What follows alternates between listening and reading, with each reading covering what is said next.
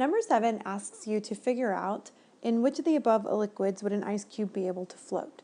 First thing you need to realize is that things float based on their densities.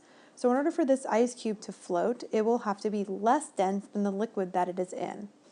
As you're told here, the ice cube is 0.92 grams per centimeter cubed, and 1 centimeter cubed is equal to 1 milliliter. So we need to find a solution, or 2 solutions or 3 solutions from the above that are more dense than the ice cube's density. Once we figure that out, we'll be able to see how many liquids that this ice cube can float in.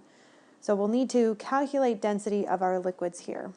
Density is equal to the mass divided by the volume.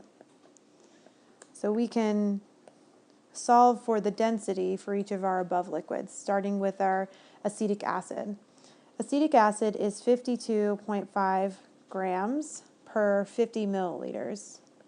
And if you do that math, it gives you a density of 1.05 grams per milliliter, which is the same thing as a centimeter cubed. So it's 1.05 grams per milliliter centimeter cubed.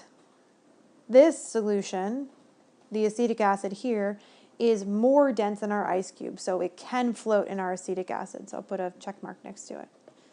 Our acetone is 39.5 grams per 50 milliliters. And if we do that resulting calculation, we will get 0.79 grams per milliliter.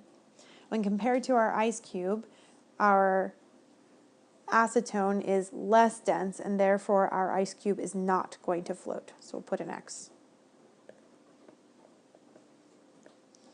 And finally, we'll calculate the density of alcohol, which is 41.5 grams per milliliter.